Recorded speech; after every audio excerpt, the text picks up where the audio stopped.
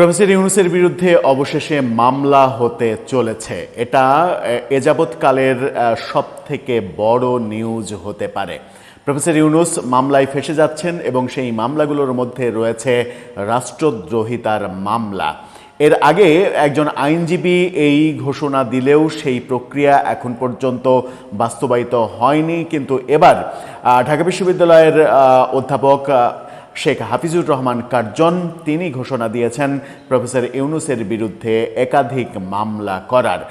সেখানে মানহানির মামলা থাকবে এবং রাষ্ট্রদ্রোহিতার মামলা থাকবে। রাষ্ট্রদ্রোহিতার মামলা যদি প্রফেসর ইউনূসের বিরুদ্ধে হয় তাহলে কি সত্যিই ফেঁসে যাচ্ছেন প্রফেসর ইউনূস? জাপান সফরে ছিলেন, জাপান সফর থেকে দেশে ফিরেছেন তিনি। এই দেশে ফেরাটা কিংবা দেশে থাকাটা তার কি সম্ভব হবে যদি এই মামলাগুলো হতে শুরু করে?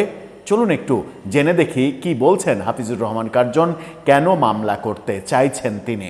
আর মামলা যদি করা হয় তাহলে বাংলাদেশের আদালত কিংবা বাংলাদেশের থানা সেই মামলাকে গ্রহণ করবে? বর্তমান বিএনপি সরকার সেই মামলা গ্রহণ করতে দেবে? সেই প্রশ্নেরও উত্তর খুঁজব এই ভিডিওতে। থাকবেন পলিটিক্স টিভির নিয়মিত আয়োজনে।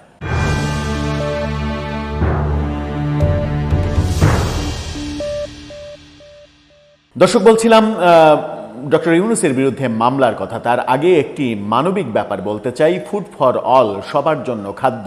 ফুড ফর অল নামে নতুন একটি চ্যানেল, 5 জন তরুণের অগ্রযাত্রা, ক্ষুধার্ত অসহায় মানুষের পাশে খাবার নিয়ে, রান্না করা খাবার নিয়ে পাশে দাঁড়ানোর যে চেষ্টা, সেই চেষ্টায় আমরা সমর্থন দিয়েছি।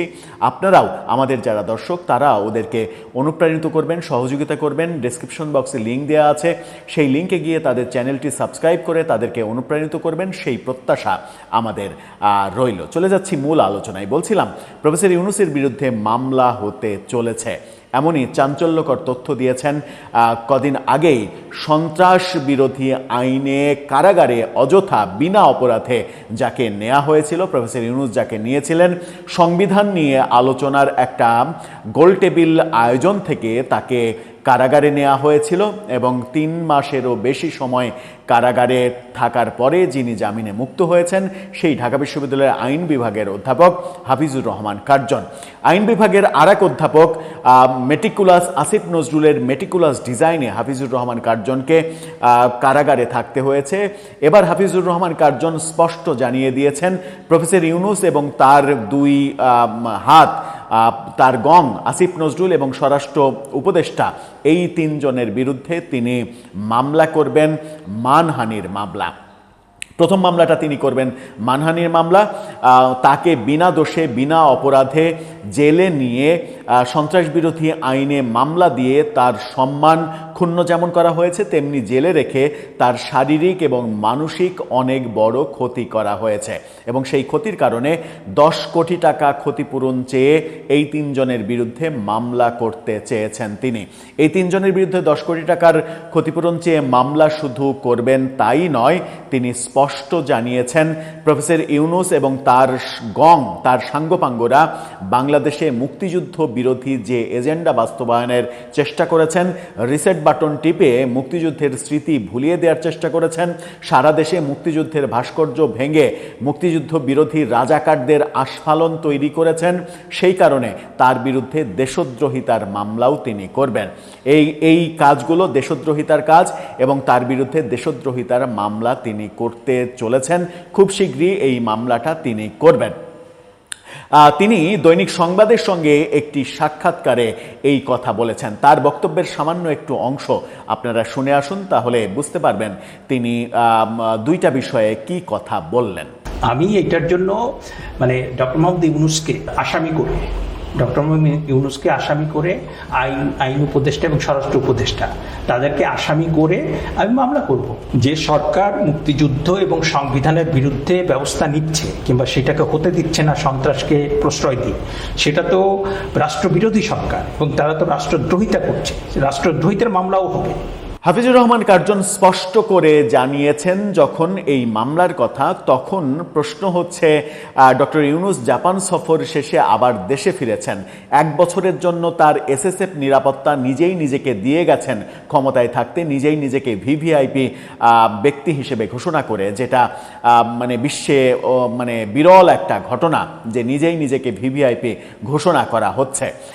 এই মানে ভিভিআইপি প্রোটোকলে থাকা অবস্থাতে তার বিরুদ্ধে যদি মামলা হয়, তাহলে কি সেই মামলা থানা কিংবা আদালত মানে আমলে নেবে?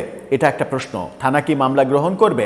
থানা মামলা গ্রহণ না করলে আদালতে গেলে আদালত কি সেই মামলা আমলে নেবে?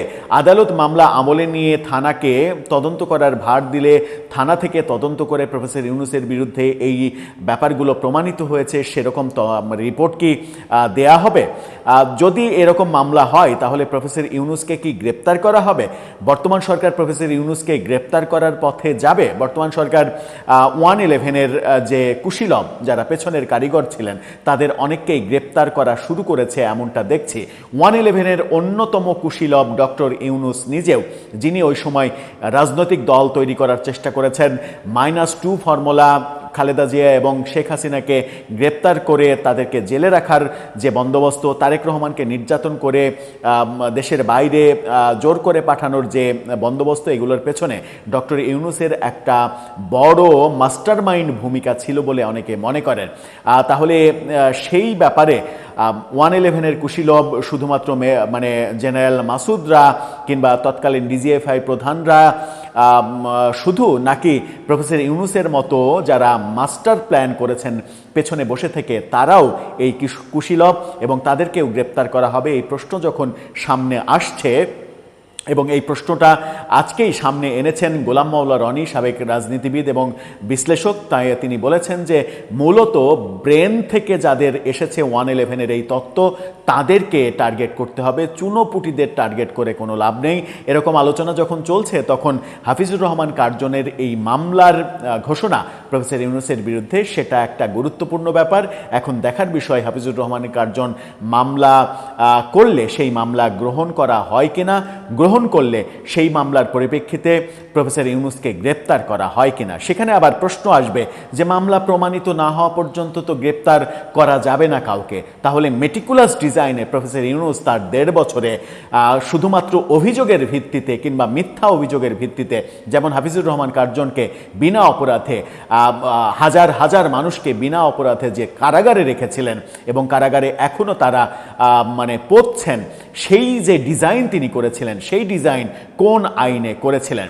সুতরাং তার বিরুদ্ধে যদি দেশদ্রোহিতার মামলা হয় কিংবা ক্ষতিপূরণের মামলা হয়, তাহলে তাকে উপযুক্ত মানে মামলার তদন্ত মানে করার আগে তিনি যেন দেশ থেকে পালিয়ে না যান, তার জন্য তাকে গ্রেপ্তার করা প্রয়োজন বলেও মনে করছেন বিশ্লেষকরা। দর্শক, আপনার মতামত কি এ ব্যাপারে জানিয়ে লিখতে পারেন আমাদের কমেন্ট বক্সে।